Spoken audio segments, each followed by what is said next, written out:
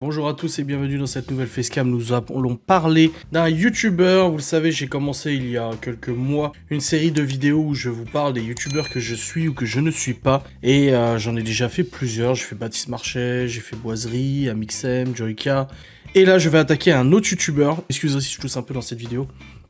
J'ai la gorge très prise et les bronches aussi. Et on va attaquer un youtubeur qui est assez décrié, assez critiqué sur internet et tout de ce que je peux voir. Mais bon, en attendant, pourquoi il est critiqué, on va voir ensemble. C'est pas forcément pour des mauvaises raisons ou quoi que ce soit. Et ça faisait un petit moment que je voulais en parler. Alors je voulais traiter en fait du fait qu'il avait parlé de moi dans des vidéos. J'en avais déjà parlé en live, j'ai donné mon opinion parce que forcément qu'elle a fait une ou deux vidéos sur moi, les gens sont dit ah t'as vu Psyodélique, il a fait une vidéo sur toi, etc. etc.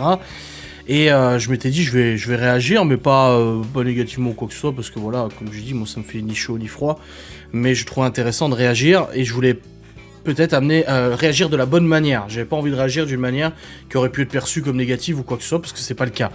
Et je me suis dit, bah pourquoi je parlerais tout simplement pas de Psyodélique en général, sur le pourquoi je le suis sur YouTube, parce que oui, c'est un youtubeur que je suis depuis maintenant un petit moment, hein, ça fait presque 2 ans je crois que je le regarde sur YouTube, et vous donner un peu mon avis sur sa chaîne YouTube, sur son contenu et tout ça. Alors encore une fois, c'est un exercice qui est pas simple parce que je n'estime pas faire du meilleur contenu ou quoi que ce soit, loin de là.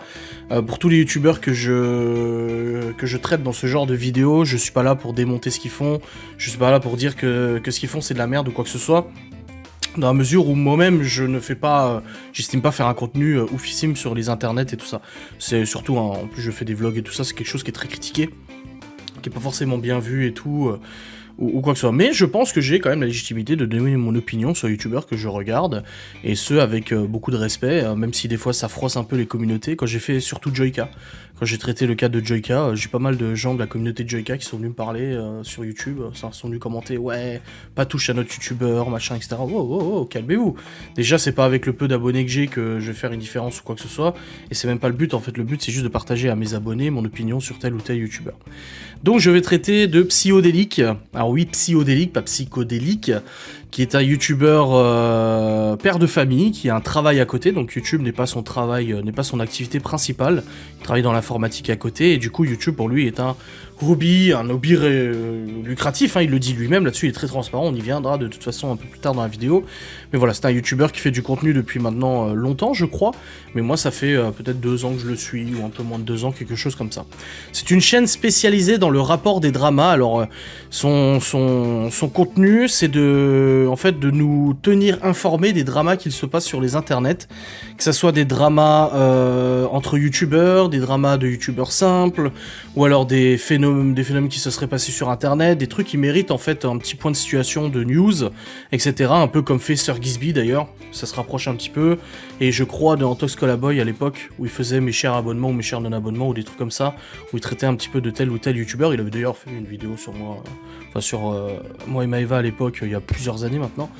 Mais voilà, par contre, Sir Gizby je suis, en Tox Colaboy pas du tout, et Psyodélique je le suis aussi. J'aime bien ce genre de vidéos, moi ça se rapproche pas mal des facecam FAQ ou autres. Enfin, ça se rapproche, non, ils parlent pas d'eux-mêmes, mais ça se rapproche pas mal du contenu que je regarde et que j'apprécie particulièrement sur YouTube. Donc c'est une chaîne qui est en pleine expansion, voilà, il continue de gagner des abonnés, depuis maintenant 1 an, ça augmente fortement. Il fait aussi pas mal de vues selon le sujet qu'il traite, et voilà, c'est assez sympa. Donc il chope tout ce qui se trouve sur internet, et il en fait des vidéos, plusieurs vidéos par jour des fois, donc si vous voulez tout regarder, il faut vraiment s'accrocher et suivre. Il a un rendement qui est très bon. Quand tu vois le nombre de vues qu'il fait et le nombre de vidéos qui sort, ouais, c'est vachement... Enfin voilà, il y passe énormément de temps de toute façon. C'est pas des vidéos qui lui prennent, au niveau montage en tout cas, énormément de temps à faire, donc il peut se permettre de créer autant de contenu. Mais derrière, voilà, il y a de la recherche, il y a de la lecture, il y a pas mal de choses.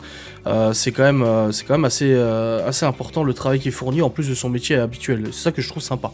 Voilà, je trouve toujours sympa les youtubeurs qui font un autre métier à côté, parce qu'il pourrait en vivre, hein, clairement, je pense qu'il pourrait en vivre vu les revenus qu'il a affichés, mais il veut garder son métier, il a bien raison de toute façon.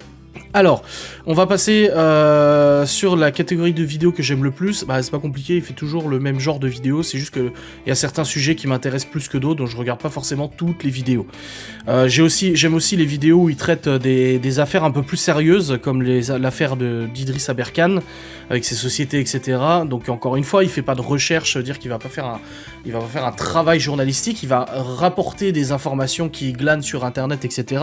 C'est très bien, ça nous permet du coup de centraliser tout ça sur sa chaîne, d'avoir une information sur un peu ce qui se passe, mais il faut toujours faire très attention au contenu et toujours avoir une oreille attentive de ce qui peut se dire aussi de l'autre côté. Ça, je sais parce que j'en ai été victime moi-même avec toutes les déformations que tu trouves de mes propos sur internet et tout ça, et d'ailleurs, sans l'attaquer ou quoi que ce soit, je pense qu'il est tombé un petit peu dans le piège de tout ça. Alors... je vais citer 4 points positifs et 2 points négatifs que j'ai relevés, donc je les ai notés vis-à-vis de sa chaîne YouTube. Je vais commencer par le négatif en premier et ensuite je vais passer pour le positif. Je trouve que c'est toujours bien de faire comme ça, dans ce sens-là.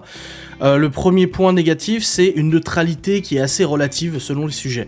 C'est vrai que moi au début que je le regardais, il disait toujours qu'il était neutre, qu'il faisait que rapporter ce qu'il trouvait sur internet sans donner son avis forcément personnel, mais je pense qu'au bout d'un moment, vu la quantité de sujets qu'il traite, et si tu l'écoutes attentivement, tu peux comprendre qu'il a certains avis qui sont bien posés ou bien tranchés dans ses vidéos.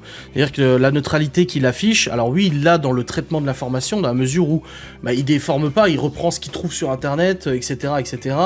D'ailleurs, ce sera le deuxième point négatif, et il va pas y ajouter lui son grain de sel, ou alors très peu. Ça peut arriver, mais c'est vrai que ça reste assez léger. Mais je trouve que cette neutralité est assez relative, et depuis quelques temps, cette neutralité s'efface petit à petit, surtout quand il traite des opinions politiques, ou des opinions, peut-être pas politiques, mais des opinions de société comme le wokisme et tout ça, où je perçois quand même, on arrive à percevoir pas mal son opinion sur le sujet, surtout qu'il dit lui-même suivre certains youtubeurs que je suis aussi, Papacito, Stéphane Edouard, etc., qui ont des avis aussi assez tranchés sur certaines choses, donc cette neutralité peu à peu disparaît avec le contenu, je trouve. Le deuxième point négatif que je peux relever, alors c'est la source de ces informations, qui est souvent Twitter, donc les dramas qui se passent sur Twitter, etc., qui sont souvent, et malheureusement je le vois avec moi-même, des sources de désinformation ou des sources de mensonges ou quoi que ce soit. Alors je dis pas ça parce que on me critique, encore une fois, moi je dis on peut me critiquer tout ça, voilà, j'ai aucun problème avec ça. C'est pas le fait qu'on me critique ou quoi, c'est le fait que les informations qui sont retransmises dans les vidéos, alors moi je parle pour les vidéos qui me concernent. Dans les vidéos qui m'ont concerné, les informations étaient glanées sur Twitter.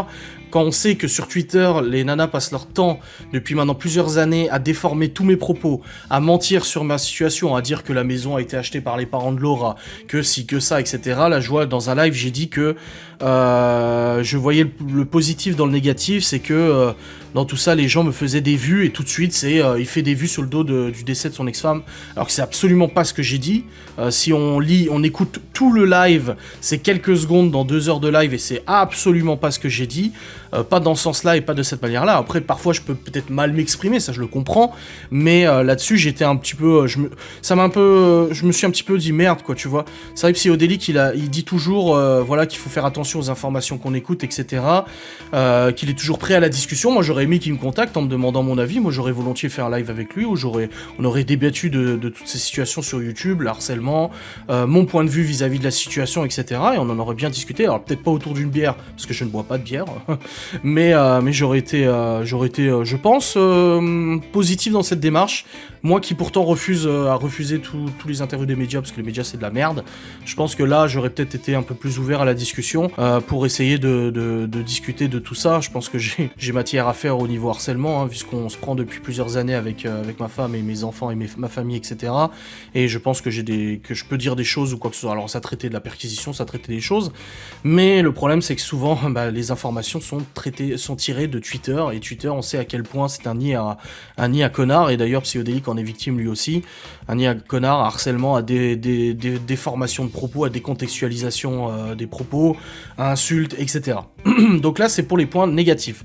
Donc voilà, pour répondre globalement sur le fait qu'il a fait des vidéos sur moi, ça m'a pas empêché de continuer à regarder ses vidéos. Je me suis juste dit, ah putain, ça m'a pas déçu qu'il fasse une vidéo sur moi, parce qu'il a le droit de le faire. Je suis exposé sur internet, il a le droit de le faire, d'autres l'ont fait, c'est pas ça le problème. C'est le fait qu'en fait, il se soit reposé sur des faits de Twitter qui, eux, sont déformés. Et d'ailleurs, des gens, chaque jour, luttent sans relâche pour rétablir, pas ma vérité ou rétablir mon image, mais rétablir les faits quand quelqu'un dit « Ouais, il a dit ça. Ouais, attends, il a dit ça, mais voici la phrase d'avant. » Et quand tu as la phrase d'avant et la phrase d'après, ça te change totalement, du coup, le sujet à traiter. Après, dans les points positifs, alors l'humour, la façon de traiter le sujet avec légèreté, moi je trouve qu'il a un bon humour, moi je trouve qu'il est plaisant à écouter, plaisant à être spectateur de ses vidéos, c'est sympa, il a un bonne façon de parler, etc. Moi j'aime bien comme il traite les sujets et tout ça. C'est toujours avec légèreté, on voit bien que ça lui monte pas la tête et qu'il se prend pas la tête avec ça. Même s'il a des opinions, que sa neutralité disparaît petit à petit, il se prend pas forcément la tête et tout, et je trouve ça sympa. Deuxième point positif, c'est qu'il n'y a pas de surprise, c'est toujours le même contenu. Je sais qu'avec Psyodélique, si je vais sur sa chaîne, bah, je trouverai des vidéos sur des choses qui se passent sur les internets. Voilà, c'est tout. Il n'y a pas de surprise, il n'y aura pas une vidéo de gaming ou quoi que ce soit. Donc on sait que, voilà, on sait qu'on ouvre le frigo, on trouvera toujours le même aliment et c'est très bien comme ça quand on aime ce genre d'aliment. Ensuite, troisième point positif, la transparence qui est assez importante sur ses revenus et sa chaîne.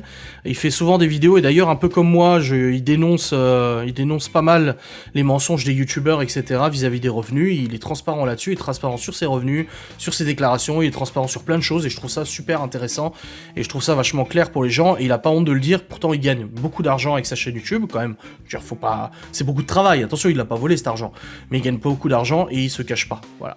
Et il a aussi, quatrième point positif, le courage de faire ce qu'il fait, être youtubeur critique. Alors, il est pas vraiment critique, dans la mesure où, comme j'ai dit, il essaie de pas trop donner son point de vue, il relate juste les faits.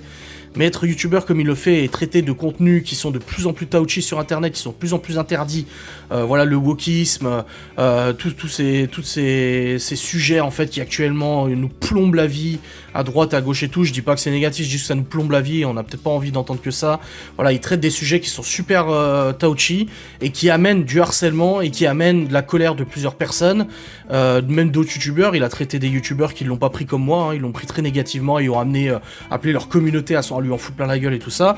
Des gens vont dire ouais mais en même temps il a qu'à pas traiter les sujets drama, en même temps machin, oui mais il a le droit de faire ce qu'il veut, c'est YouTube. Tant qu'il reste dans le respect, il le reste.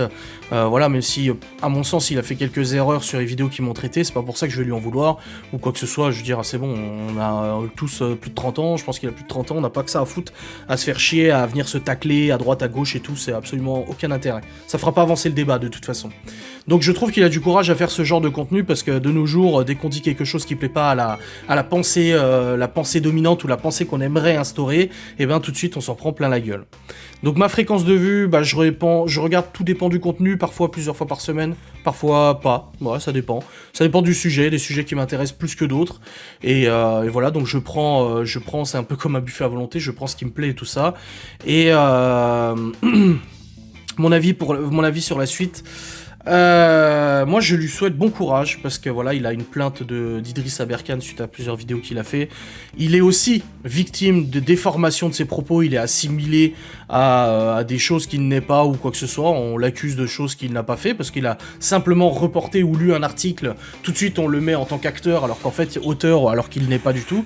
Et il subit aussi actuellement depuis, je crois, j'ai vu un peu passer ses vidéos depuis quelques semaines, un harcèlement assez massif de plusieurs communautés sur internet, Twitter généralement, et puis d'autres communautés et tout, de certains youtubeurs qui ne l'apprécient pas du tout. Mais voilà, en même temps, hein, quand on fait un contenu comme ça, on sait que ça va pas plaire à tout le monde.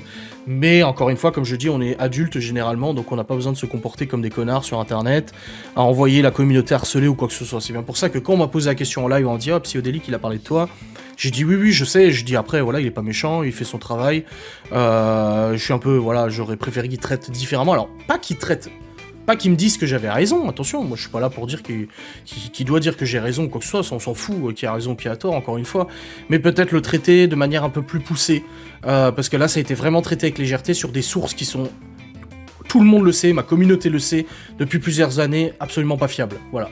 C'est pas que les gens m'aiment pas donc ils sont pas fiables, c'est que ces gens m'aiment pas et en plus de ça ils mentent et ils déforment et ainsi de suite et ainsi de suite et ainsi de suite, donc c'est un petit peu trop facile. Voilà. Bref, en tout cas, je lui souhaite bon courage avec tout ce harcèlement, bon courage avec toutes ces plaintes et tout, c'est jamais évident, c'est jamais facile. Donc je le soutiens vis-à-vis de ça, et je continue à regarder son contenu assez régulièrement, voilà. Bref, j'espère que cette petite review de youtubeur vous aura fait plaisir. Moi, c'était le cas, ça fait un moment que je voulais en parler, mais je sais pas trop comment m'y prendre, et je trouve que par le biais de cette série de vidéos de critiques de youtubeurs, ça se mariait bien, en fait, au sujet et tout, donc c'était cool. Bref, je vous remercie d'avoir regardé cette vidéo, je vous fais des bisous, je vous dis à très vite, salut.